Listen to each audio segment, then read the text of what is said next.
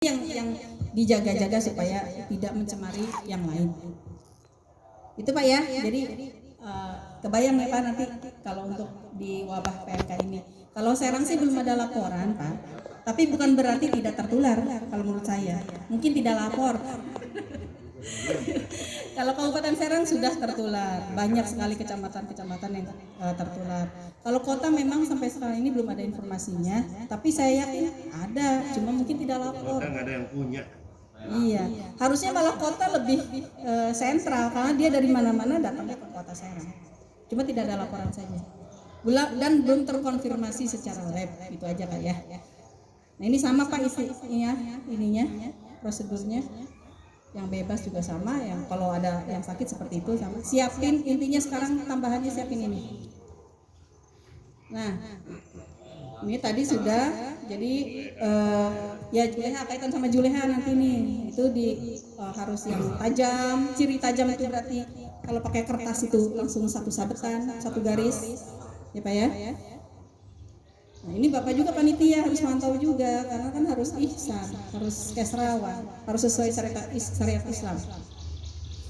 Nah ini saya sampaikan tadi bahwa di agama kita masih sudah duluan kesrawan ini. Ihsan aja artinya gitu kan, perlakukan dengan baik ternak-ternakmu kan. Nah, cuma karena kita mungkin karena sudah biasa aja gitu ya, jadi lupa akhirnya karena sudah di agama kita sudah begitu tuh jadi lupa, akhirnya agama lain yang menggaung-gaungkan kesejahteraan hewan, hak asasi hewan tuh agama lain, negara lain, padahal di Islam awalnya mah semua juga. Nah, ini Pak, aduh gambarnya nggak jelas ya. Ini Pak, saya mah biru, anu kuning Pak pakai. Yang maksud kita ada biru. Iya Pak, ini ya. Ada titipan ini ya. Ini Pak, ini jangan ekornya jangan ditarik Pak, sakit ya. Tarik ekor. Nah, ini sih cuma share informasi aja. Ini untuk pisau. Nah, ini ciri menguji ketajaman yang saya sebut pakai kertas HVS Pak. Biasa, udah biasa. Nah ini kalau nanti Bapak misalkan udah merobohkan gitu ya, sudah siap dengan lubangnya, jangan lama-lama Pak. Setelah itu Bapak jadi takbir, terus ada ini pesan ini gitu ya, doa-doa atau titipan-titipan. Si sapi si kambingnya stres, ya lama banget sih gitu kan ya. Jadi kalau mau pesan dulu Pak. Jadi si domba biarin dulu gitu. Kalau sudah siap baru dirobohkan, baru Bismillah ya Allah Akbar dipotong. Ikhlas kan nih. IPHP amat sih gitu ya. Ya, ini jangan sampai lebih dari 10 detik Pak. Cepat potong. Nah ini pengennya sih saya liatin tempat penyembelihan Pak. Mudah-mudahan jadi inspirasi dan jadi mulai membenahi lah di DKM ini. Saya yakin DKM Nurul Iman top banget. Kalau laporan Pak Asep tiap Jumat juga Saldonya banyak. luar biasa saldonya gitu ya. Emaknya atulah dibenahi mah gitu kan. Jangan kalah sama Banten Lestari Pak, keren Banten Lestari udah. Panitianya berseragam. Jangan seragam dah doang. Panitianya berseragam, tempat-tempatnya sudah disiapkan. Nah ini tempatnya lagi khusus. Ya ini Pak ya, ini untuk yang penyembelihannya Pak tuh. Jadi tertutup, di dalamnya juga udah disiapin lubangnya. Jadi udah ada khusus kayak sapi tank ya Pak ya, gitu kan. Nanti kalau udah beres ditaburi kapur. Jadi aman, tidak bau, tidak mencemari gitu. Ya, ini nih Pak contohnya nih, ini ada yang di Tangerang. Di DKM-nya di sekitar lingkungannya dia bikin yang sudah memang khusus permanen ya Pak ya. Nah, tuh. Nanti mungkin bisa dilihat kan nanti slide-nya kan ada di sini ya. Nah, jadi lebih rapi Pak. Nah, ini kita juga kan luas ya tempatnya ya masih luas. Nah, ini bikin ini Pak. Gantungan permanen juga supaya kalau kambing gitu kan bisa digantung-gantung, atau kalau sapi bisa dipotong 2 atau potong 4 bisa digantung. Ya. Jadi jangan di lantai. Oh iya. Tiang ya tiang. Nah ini udah tuh. Nah, ini yang portable nih Pak. Jadi dia buat kambing tuh yang portable kayak meja. Supaya mungkin lebih mudah aja ya. Ini kalau lihat gambarnya. Ada jualan Bu. Bisa pesan sama Ada Pak, biasanya di aset coba tanya. Lalu itu. Mungkin aset ada ya di Pemda gitu. Difasilitasi. Nah ini Itu pesan kayak Agus bikin pabrik. bisa dicari Pak, banyak lah. Nah ini kalau pesan juga nih Pak, nanti kalau sudah dipotong jangan masih apa ya, masih ada gegudubugan gitu banyak, masih kulit keliat disayat banget gitu. Sadis banget. Jangan mentang-mentang orang Banten Pak. Jadi jadi gini Pak, Lena langsung ikut sama berarti ya. Boleh ya Bu. ya Pak nih, jadi nanti lihat coba refleksnya Pak ya, refleks matanya. Kalau dia sudah hilang, kan kalau masih disentuh, kalau dia masih refleks kedip gitu, jangan ya Pak, berarti dia masih hidup. Nah, sisa karatul maut. Nah ini jadi ini Pak cara mudahnya refleks mata aja, coba dicek ya Pak ya. Kemudian darah juga ciri khas darah, kalau dia lagi mancar-mancarnya biarin dulu aja sampai dia hilang baru. Dan refleks mata Pak terutama Pak. Nah ini ya, jangan menyiram, apalagi di lukanya itu sakit banget Pak. Jangan langsung dikuliti, langsung di pelernya katanya Pak ya. Iya. Aduh ya Allah. Oke ini. Itu pegawai tuh. Terus ini Pak, saya kemarin juga saya di DKM yang lain tuh saya sampaikan, jadi ada pertanyaan katanya Bu, bagaimana kalau penanganannya itu kan saya bilang dagingnya jangan lebih dari 4 jam, harus sudah dibagikan ke mustahil. Gimana Bu, kan kita nggak keburu gitu kan banyak. Jadi saya akhirnya kasih trik aja. Berarti Bapak nanti gini, lihat kemampuan panitia untuk penanganan kurban itu per berapa dengan SDM yang ada. Jadi Bapak potong sesuai, setelah bisa ditanganin, lanjut baru motong lagi. Gitu Pak. Jadi jangan ditumpuk, jangan bagian motong terus kan motong kan, karena dia mau pergi lagi mau motong di tempat lain misalnya gitu ya. Biasanya begitu kan Pak. Nah itu juga coba jadi pertimbangan supaya si daging tertanganinya jangan lama gitu. Khawatir ada pembusukan nantinya Pak. Nah, kalau udah memotongnya numpuk aja udah nggak tertangani, itu udah ada pembusukan di situ. Sampai ke daging tidak tertangani, sampai ke penerima juga lama. Jadi tidak bagus lagi. Khawatir malah sudah kuman itu, bakteri itu dalam 1 jam itu berapa juta dia berkembang dia. Gitu. Kalau misalkan kedua, kalau misalkan memang sudah seperti itu kondisinya, berarti harus siap DKM ada freezer. Ini Pak Ketuanya Pak. Beli. Ya itu jadi mudah-mudahan jadi pertimbangan juga supaya kalau nggak melebihi 4 jam itu Bapak udah diselamatkan saja di freezer. Ya. Oke. Ini kita lewat aja nih gambarnya nih Pak. Tuh. Ini ilustrasi sih, tapi sudah banyak sekarang DKM-DKM yang menerapkan seperti ini. Ini tidak hanya PMK Pak, semua apapun, penyakit apapun, ada penyakit tidak ada penyakit seperti ini Pak. Karena hewan sehat, tapi kalau dagingnya juga penanganannya jelek juga, itu bisa juga jadi sumber penyakit buat konsumen. Waduh ini nih Pak nih, tuh bergelimpangan gini ya, yang nontonnya banyak, tuh yang naik-naiknya anak-anaknya juga banyak nih Pak. Iya. Iya. Tadinya saya mau minta ke Pak Andi waktu pernah Pak Andi foto-foto itu ya, dokumentasi. Biar ditayangkan ya. Nah ini kan kondisi saat ini seperti ini ya Pak ya, tidak dipungkiri kan Pak. Sesuai kan ini realita yang ada. Nah lihat tuh Pak. Iya stres. Nah ini diinjek-injek Pak, diinjek sampai dicekek segala. Udah gitu ngerokok nih, tak saya kan udah.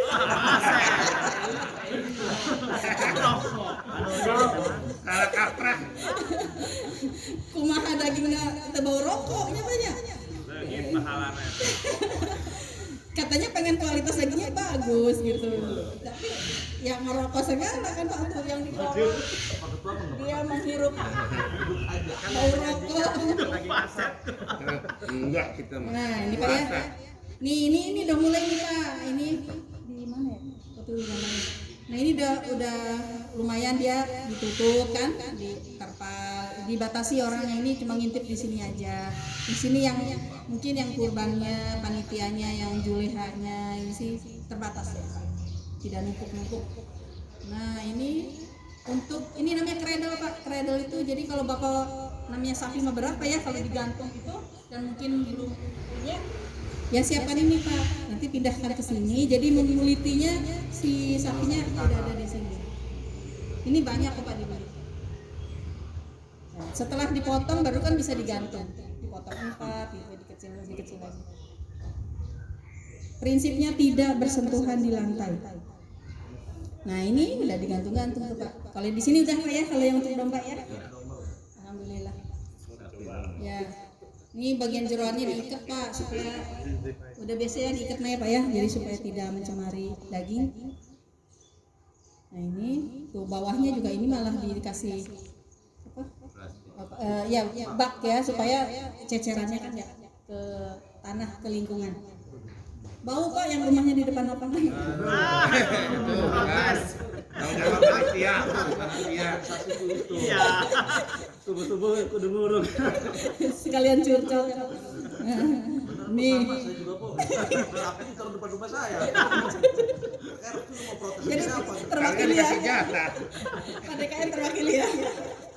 Terwakili saya ya. Nah ini Pak. Nah, siapin ini buat apa? Rebusan. Ya, siap, udah siap ya tuh belum itu merenyata. Ya. Iya. Kanan. Pak, ular hidungnya ini rakeun hidungnya. Baru. Bu. Iya. Makanya DKM Nurul Iman yang ini ya. Malu sama saldo. Nah, Panitia udah keluarin duit, waduh 50% dari hurainya Pak, supaya ngantuk pagi-pagi jadi. Nah ini Pak, kita juga fokus di penanganan daging karena kurban itu kan produk yang dibagikan adalah daging. Ini menekankan di daging. Nah ini pernah disinggung di rapat.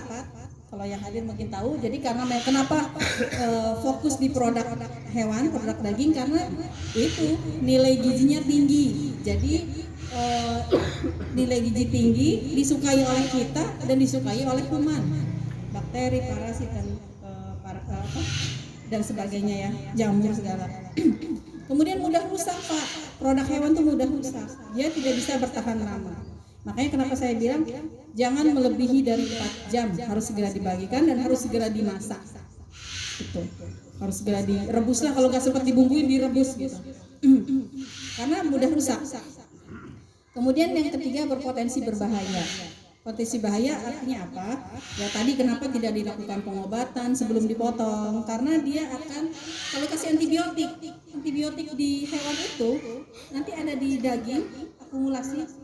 Pas dipotong dia jadi residu masih ada di daging, dimakan sama kita. Kita jadi dari residu antibiotik gitu kan. Nanti kalau kita kena penyakit bakteri tertentu ternyata kita sudah residu, tidak mempan diobatinnya gitu kan Pak. Nah makanya ya. Tadi bakteri-bakteri yang kita masak itu kan dalam proses pemasakan itu dia nggak Yang mana Pak? virus segala macam itu. Kemudian kita kan masaknya. Iya. Kalau memang itu nggak ikut mati gitu ya, akhirnya aman buat kita gitu. Mati ya saya bilang tadi kenapa dilakukan? Iya jadi gini Pak. Kalau yang PMK tadi, makanya kenapa direbus dulu itu supaya virusnya mati dan tidak mencemari lingkungan.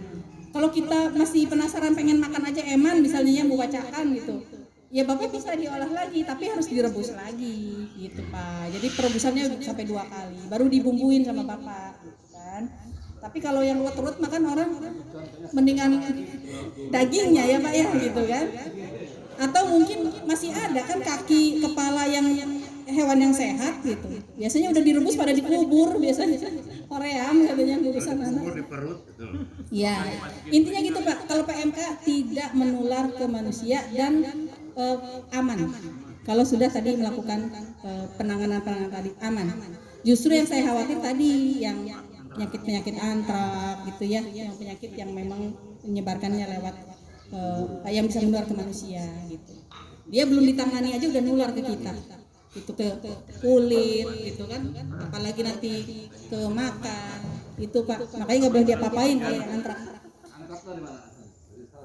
Nah, udah Pak ya, sampai sini ya.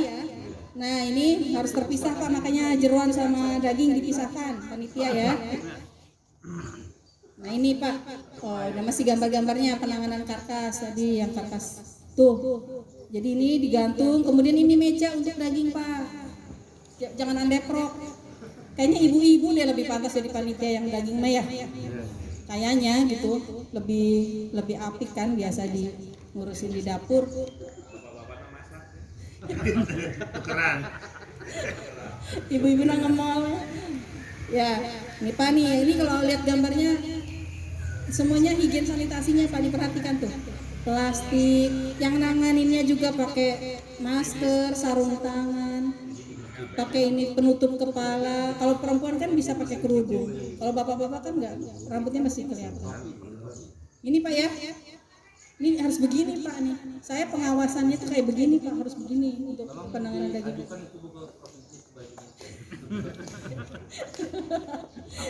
Malu atuh Mas Aldo. Nggak keburu belinya. Ya Pak ya nih. Ini saya juga nggak bisa jelas. Ya pokoknya gitulah Pak, ini banyak digantung, tidak kena lantai. Nah ini meja, itu kan Pak rapi. Nah ini pakai bak-bak, kalau belum bisa meja ya pakai bak-bak gini deh. Nah ini jangan begini nih Pak, lihat tuh, aduh Pak. Ini dari kita, ini kebiasaan. Ini Pak siapa nih? Kebiasaan tuh. Lu Panudin kan? Awas.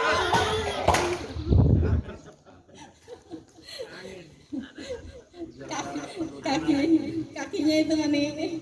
Aduh jam 8 lewat.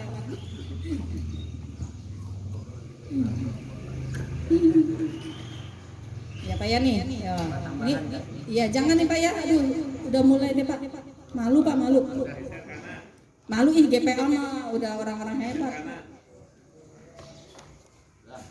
Nah, seragamnya mah bagus ya Pak. Pak ini ya. Seragamnya udah seragam kuning, tapi ininya masih belum penerapannya. Belum tahu mungkin. Nah, ini campur aduk nih Pak. Ya kotoran, ya sendal, ya daging. Tuh, kelakuan. Waduh. Nah, ini udah pakai alas kaki sih Pak, lumayan tuh. Pakai plastik. Jadi enggak langsung kakinya ya Pak ya. Ini kayaknya pas dokter hewannya datang langsung pakai plastik. Dimarahin. Nah ini Pak. Oke tadi udah saya sampaikan beberapa kali. Pak plastiknya kayak gini, bening. Jangan yang daur ulang yang bau teh jangan. Nah ini kalau postmortem untuk ini aja Pak, informasi tambahan aja, karena mungkin bapak-bapak atau panitia sih agak susah ya mengenali untuk postmortem itu. Artinya setelah dipotong Pak, ada organ-organ yang kami periksa. Jadi ini petugas, biasanya petugas dinas kabupaten kota provinsi turun di hari H ini karena untuk lebih fokus melihat yang di organ-organ dalamnya Pak. Nah kalau bapak mau ada pengawasan bisa lapor Pak ini ke Dokter Ratna, minta ada petugas ke sini untuk mengawasi. Ini Pak contohnya karena kalau yang tidak biasa akan bingung Pak. Saya kasih contoh satu aja. Di hati itu biasanya ada bungkul-bungkul. Aduh nggak jelas ya contohnya ya. Ya contohnya itu aja lah di cacing. Biasa sering bungkul-bungkul. Kemudian nanti pas di saya, kalau yang biasa mikirnya nggak apa-apa. Nah ini kalau yang ini ada bungkul-bungkul pas disayat itu isinya cacing Pak. tapi nggak kelihatan itu cacing, bentuknya nggak kayak cacing, bentuknya tipis gitu, nempel di enggak Pak, kayak ati. Jadi kalau Bapak pikir pasti itu bukan apa-apa gitu. Nah, ini ternyata di dalam sininya tuh ini cacing nih Pak. Kalau di sayapnya. Nah, ini Pak bentuknya Pak. Siapa yang kayak ini cacing? Bapak juga nggak tahu. Rata-rata yang kalau saya ke lapangan rata-rata saya lihatin, nih Pak ini cacingnya baru. Oh itu cacing Bu. Ya, nanti kalau seperti ini Pak, kita lihat ya Pak ya. Kalau misalkan memang sedikit bagian yang kena, ya kita akhir yang kena saja. Itu yang dikubur. Tapi kalau yang bersihnya nggak apa-apa. Kalau misalkan ternyata semuanya cacing, ya saya minta dikubur semua saja, semua lobusnya dikubur. Karena buat apa kita masak cacing isinya? Tapi tidak bahaya Pak. Kalau direbus dibikin rendang juga, misalnya dimakan nggak apa-apa, nggak bahaya ke kitanya cacing itu. Tapi tidak layak lah untuk dimakan. Tidak toib. Yang kita makan harus halal dan toib. Toib artinya dia bisa memberikan kebaikan buat tubuh kita, kesehatan dan nutrisi yang baik buat kita, gitu ya. Jadi kalau tidak toib nggak bisa dimakan, dibuang saja. Nah ini Pak, ini sekilas aja lah gambaran-gambaran, nanti kalau ada petugas yang datang untuk ngecek. Nah, jadi jangan disangka itu ngapain sih nyayat gini-gini. Enggak ya Pak ya, jangan disangka pengen dikasih hati ya daging, enggak ya Pak ya. Ini kita membantu supaya yang layak, tidak layak, yang baik dan tidak baik itu lebih jelas lah gitu. Oke, mungkin ini. Nah, ini kondisi sekarang seperti ini, yang tadi udah saya lihatkan. Nah, kondisinya acak-acakan lah, udahlah, setuju ya Pak ya? Persis di Nurul Iman. Fotonya ini tapi dari mana-mana Pak. Nah, ini kita berharap perubahannya nih Pak. Coba DKM, saldo. Nah, ini Pak, harapannya ini perubahannya seperti inilah. Mulai jadi pertimbangan ya, mudah-mudahan Pak sedikit-sedikit lah, nggak harus semuanya, tapi mulai ada upaya untuk penataan yang lebih baik. Nah ini Pak, nah di sana, oke tuh udah ada cradle apa nih, di tempat lain udah bisa kok, bisa insya Allah bisa Pak ya di sini Pak ya. Butuh setahun Bu. Ya mulai dari sekarang lah, apa dulu lah, itu dulu apa namanya ya, buat perebusan dulu ya. Kita saldo habisin, ya enak juga gitu. Iya makanya sedikit-sedikit. Oke, itu saja Pak. Saya titik beratkan tadi, nanti produknya harus sudah sampai di mustahik sebelum tidak lebih 4 jam, dan kalau sudah sampai disampaikan ke penerima itu harus segera diolah dagingnya. Mungkin itu saja Pak ya, mudah-mudahan sedikit informasi ini bisa menambah wawasan bapak-bapak sekalian dan juga menjadi amal ibadah buat saya untuk hari ini bisa berbagi informasi. Mohon maaf bila ada salah kata, salah ucap, salah sikap dan mungkin bercanda ya tadi Pak ya, mohon maaf ya Pak ya supaya nggak ngantuk aja. Billahi taufiq wal hidayah. Wassalamualaikum warahmatullahi wabarakatuh. Waalaikumsalam.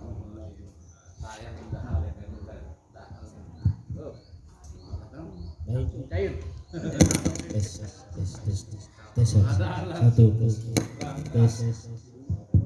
Baik, terima kasih Ibu Dokter yang sudah menyampaikan panjang lebar dari mulai penyakit PMK tadi sampai dengan penyakit antraks, kemudian dilengkapi dengan bagaimana proses penerimaan hewan kurban dari mulai penerimaan, penyembelihan, pembersihan, pengepakan, pendistribusian, sehingga kemudian ada aturan-aturan lain yang perlu kita perbaiki ya konteks di Dalung. Karena begini, kalau saya melihat ada semacam motivasi di RT itu menyelenggarakan penyembelihan kurban itu bukan berdasarkan atas keprofesionalan dalam mengelola, tapi biasanya termotivasi karena warga di sekitar RT-nya ada potensi untuk berkurban tidak jauh ke masjid, sehingga kemudian akhirnya masing-masing ingin ada program penyembelihan kurban, tapi kemudian abai terhadap persoalan-persoalan yang sebagaimana tadi disampaikan. Saya pikir memang penting untuk diketahui oleh panitia-panitia kurban yang ada di musola maupun masjid lainnya, karena ini adalah sesuatu yang penting. Jadi motivasi kita itu tidak hanya ada marga yang mau berkurban di musola, tapi juga ada ilmu bagaimana cara pengelolaan hewan kurban sebagaimana yang disampaikan oleh ibu tadi. Baik, mungkin ada hal yang masih mengganjal di bapak terkait dengan pelaksanaan kurban. Ada yang mau ditanyakan mungkin? Oke, Pak siapa? Pak Andi dan Pak Erwin. Ada lagi? Biar sekalian singkat padat Pak, karena waktunya sudah jam 8. Silakan Pak, langsung saja. Terima kasih. Tadi kan disebutkan bahwa hewan kurban itu kan harus ada, kita menyiapkan tempat isolasi ya, untuk mengantisipasi kalau ada yang sakit.